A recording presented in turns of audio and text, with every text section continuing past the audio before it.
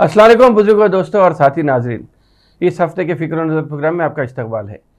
Election के results आए। तेलंगाना के साथ साथ छत्तीसगढ़, राजस्थान और मध्य प्रदेश के जैसे जैसे नतीजे आने लगे और 3 रियासतों में जिस तरह बीजेपी को कामयाबी मिली, उसके बाद से आहिस्ता आहिस्ता नए नए नतीजे, नए नए तज्ज़िये बाहर आने लगे हैं और सियासी हलकों में फिर से एक बार बात शुरू हो गई है कि 2024 में भी बीजेपी जीत सकती है इलेक्शन, या बीजेपी को तीसरी मियाद के लिए फिर से मुंतखब कर लिया जाएगा। ये रिजल्ट्स आने से पहले ये बात ऐसी थी कि या एनडीए की गवर्नमेंट आएंगी या इंडिया अलायंस की बात आएंगी, ये बात चल रही थी। लेकिन अब ऐसा लग रहा है कि फिर से 3 रियासतें जीतने से ऐसा महसूस हो रहा कि लोग ये समझने लगे हैं कि फिर बीजेपी की फिर से हुकूमत आने वाली है, या बीजेपी के हक़ में अब हवा चल रही है। हालांकि कुछ ज़्यादा ऐसा नहीं बदला। अगर नतीजे देखेंगे और नतीजों के जो वोट का परसेंटेज देखेंगे तो कोई ज़्यादा डिफरेंसेस नहीं है उसमें। और एक बार मोदी को अगर मिला या तीसरी मियाद के लिए अगर बीजेपी वाज़ेह अक्सरियत के साथ आती है, तो मैं समझता हूँ कि देश में, हिंदुस्तान में मुसलमान नहीं, हिंदुस्तान ही ख़तरे में पड़ जा सकता है। वैसे एक बात और भी चल रही है, ये बात अपनी जगह है कि बीजेपी आने वाली है, या फिच का सर्वे भी आता है अमेरिकन क्रेडिट रेटिंग एजेंसी का। बहरहाल ये सब बातें के बीच में एक बात भी ऐसी आ रही है कि 2 कायदीन को इमारतें रास नहीं आने वाली हैं। तेलंगाना के इलेक्शन के रिज़ल्ट के बाद ये बात हुई कि सेक्रेटेरिएट केसीआर को रास नहीं आया, नया सेक्रेटेरिएट, इसीलिए उन्होंने तोहफ़तन सेक्रेटेरिएट को रेवंत रेड्डी के हवाले कर दिया है।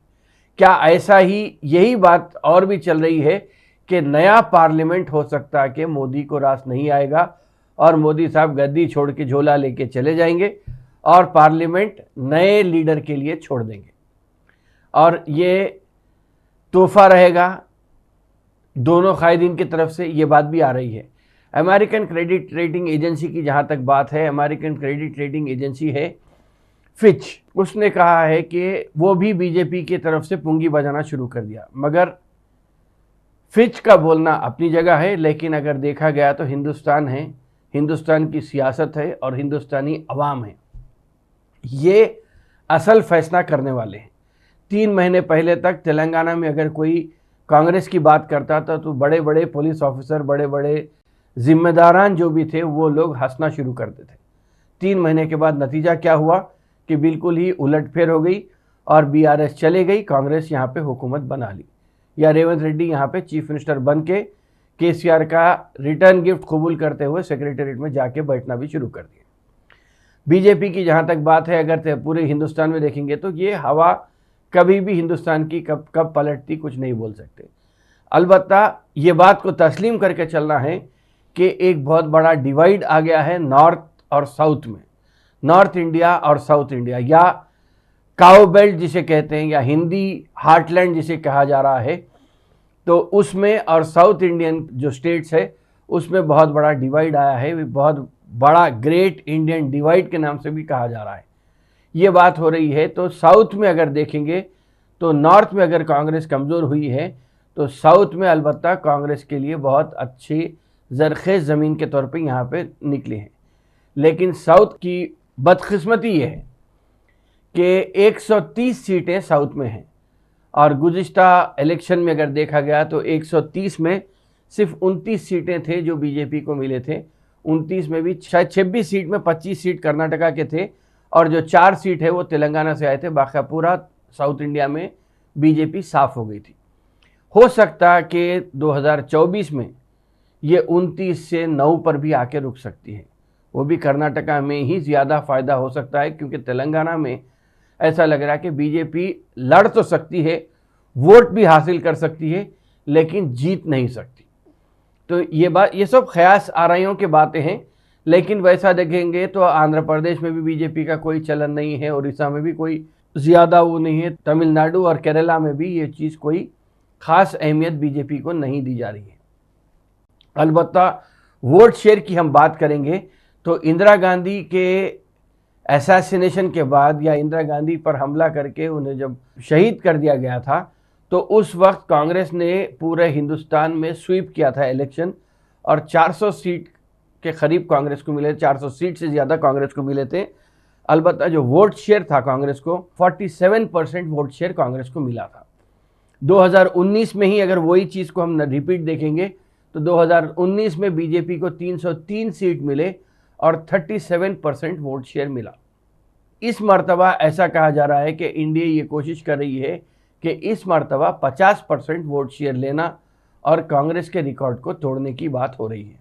और तीसरी मियाद के लिए मोदी को जिताने की जो बात है, ये कहा जा रहा है कि नेहरू 1951, 57 और 1962 में एक के बाद दीगरे बार तीसरे बार मर्तबा वज़ीर आज़म बने थे, तो वो रिकॉर्ड के बराबर में मोदी साहब आ जाएंगे। लेकिन ऐसा है कि फिर ख़यास की बात है, ख़यास कभी भी 3 महीने में हो या 1 महीने में हो, कभी भी कुछ भी बदल सकता है। मगर अगर पुलवामा होता है तो फिर बदलने की किस रुख इख्तियार करेंगे उसका अंदाज़ा लगाना भी मुश्किल नहीं है, इसलिए कि हम देखे हुए हैं पुलवामा क्या हुआ था। खैर, ये बीजेपी की तरफ से ये ज़रूर कहूँगा कि बीजेपी बहुत ज़्यादा ऑर्गेनाइज्ड है और टेक्नोलॉजिकली सैवी पार्टी है। वर्कर हो, लीडर हो, पन्ना प्रमुख हो और व्हाट्सएप ग्रुप्स हों, इन सब को लेकर बीजेपी बहुत ज़्यादा कामयाबी के साथ जा रही है। लेकिन अगर कांग्रेस आज भी सीरियसली काम करना शुरू करती है तो मैं समझता हूँ कि रोक तो लगा सकती है कांग्रेस, इसलिए कि कांग्रेस को छोड़कर हिंदुस्तान में अगर देखा गया तो बीजेपी का मुकाबला करने के लिए मैं समझता हूँ कि कांग्रेस ही वाहिद पार्टी रहेगी, बड़ी पार्टी। या अलबत्ता अगर सीट शेयरिंग का फार्मूला बराबर होता है और इंडिया अलायंस को कामयाबी मिलती है तो फिर बीजेपी को हराना कोई मुश्किल काम नहीं रहेगा, बहुत ही आसानी से बीजेपी को हराया जा सकता है। इसलिए कि जहाँ पर भी बीजेपी और कांग्रेस का या बीजेपी और कोई एक पार्टी का मुकाबला हो रहा है तो वहाँ पर डायरेक्ट जीत दूसरी पार्टी की हो रही है बीजेपी को छोड़कर।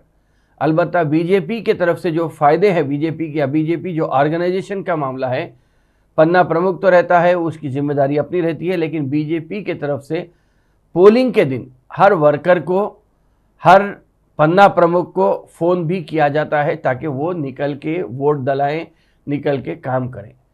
शायद यही चीज़ थी जो मध्य प्रदेश, छत्तीसगढ़ और राजस्थान में बीजेपी के हक़ में काम करी। मगर महाराष्ट्र की अगर हम बात करेंगे तो महाराष्ट्र में MVA की जो गठबंधन वहाँ पे बना हुआ है, जो फ्रंट बना के, जो महाज बना के वहाँ पे काम हो रहा है, वहाँ ऐसा लग रहा है कि बीजेपी को सीधा 30 सीटों का नुकसान हो सकता है। सेम अगर वैसे ही देखेंगे तो बिहार में भी RJD और नीतीश कुमार का जो टाई अप हुआ है उससे भी ऐसा लग रहा है कि बीजेपी लास्ट टाइम 40 सीटों में से 39 सीट्स नीतीश कुमार और बीजेपी जीते थे। इस मर्तबा ऐसा लग रहा है कि शायद हो सकता है कि 10 सीट बीजेपी को आएंगे, लेकिन 30 सीट RJD और नीतीश कुमार को मिल सकते हैं। तो ऐसे ही 2 जगहों पर ही देखेंगे तो तकरीबन 70 सीटों का बीजेपी को नुकसान हो रहा। तो सीधा 300 से 230 पर तो ऐसा आ सकते हैं। अब ये है कि सीट शेयरिंग कैसी होती है इंडिया अलायंस में, ये अगर देखेंगे तो फिर मैं समझता हूँ कि आसान लगना नज़र आएगा और हम पुरउम्मीद रहना चाहिए कभी भी। सीट शेयरिंग के अलावा जो सबसे अहम और एक बात जो चल रही है वो फिल वक्त 6 गारंटीज़ जो कर्नाटका में दी गई थी, तेलंगाना में दी गई हैं, और इसी किस्म के जो गारंटीज़ हैं इसमें यह कहा जा रहा है कि ख़वातीन के वोट तो कांग्रेस के हक़ में जाने की बहुत बड़ी उम्मीद लगाई जा रही है। अगर ये भी होता है तो 50% ख़वातीन अगर कांग्रेस के हक़ में वोट डालते हैं तो फिर हिंदुस्तान का सियासी मंजरनामा बदल सकता है। दिसंबर 2023 में इसी साल 28 दिसंबर को कांग्रेस फाउंडेशन डे सेलिब्रेशन भी कर रही है। अगर इसमें ही कांग्रेस फिर से एक नए अज़्म के साथ अगर आगे बढ़ती है तो मैं समझता हूं कि फिर 2024 का इलेक्शन हो या उसके बाद के मुतवातिर जो भी इलेक्शन होते हैं, मैं समझता हूं कि कांग्रेस के लिए कोई परेशानी के बात नहीं हो सकता। अलबत्ता कांग्रेस रहा सवाल कांग्रेस का, तो मैं ये ज़रूर कहूँगा कि कांग्रेस 80-20 का कार्ड नहीं खेलती, मज़हब का कार्ड नहीं खेलती, ज़ात पात का कार्ड नहीं खेलती, और ऐसे में मैं समझता हूँ कि फ़िल वक़्त हिंदुस्तान में जिस चीज़ की ज़रूरत है वो ये है कि हिंदुस्तान को एक अजीम मुल्क बनाने के लिए हिंदुस्तान की जो रूह है उसको अपनाकर ये ज़ात पात मज़हब के नाम पे या नफ़रत फैलाकर सीट हासिल करने के बजाय एक यूनाइटेड अपोजिशन के तौर पे अगर हम निकलते हैं तो फिर हिंदी हार्टलैंड हो या साउथ इंडिया हो, कहीं पर भी हो, वो कांग्रेस के लिए और इंडिया अलायंस के लिए ये ज़रख़ेज़ ज़मीन बन सकती है। बहरहाल अभी भी अगर देखा गया तो मोहब्बत बाकी है, नफ़रत का चलन कम होते जा रहा है। तो राहुल गांधी की दुकान, मोहब्बत की दुकान खुल सकती है अगर इंडिया अलायंस यूनाइटेड अपोजिशन के तौर पे अगर आगे बढ़ता है। तो रहा सवाल, ये तो पूरा हिंदुस्तान की सियासी मंजरकशी पे बात हुई थी। तेलंगाना में भी नई हुकूमत आ गई है और फिल वक्त ऐसा लग रहा कि अनिल कपूर का एक फ़िल्म आया था नायक, उसी तरीके से जिस तरीके से वहाँ पे एक दिन का चीफ मिनिस्टर बनाया गया था, यहाँ पे अवाम ने तो 5 साल के लिए रेवंत रेड्डी को चीफ मिनिस्टर बनाया है, लेकिन जिस तेज़ी के साथ, जिस फुर्ती के साथ यहाँ पे काम हो रहा है उसको देखकर लोग नायक फ़िल्म को याद कर रहे हैं। रहा सवाल गारंटीज़ का, रहा सवाल क़र्ज़ों का, अगर देखा गया तो काफ़ी क़र्ज़ों में तेलंगाना परेशान है। तेलंगाना की वजूद में आने के बाद 2014 में तेलंगाना पर 85,000 करोड़ का क़र्ज़ था, जो आज 3,14,850 करोड़ के करीब ये लोन आ गया है। और इसके अलावा ऑफ बजट बोरिंग जो हुई थी दीगर कॉरपोरेशन से, वो तकरीबन 1,32,000 करोड़ रुपए बोरिंग्स है वहाँ पे। और रहा सवाल स्टेट इनकम का, तेलंगाना की आमदनी का अगर देखेंगे तो तेलंगाना में तकरीबन 1,72,000 करोड़ रुपए की आमदनी है और ख़र्चा भी तकरीबन बराबर के करीब है।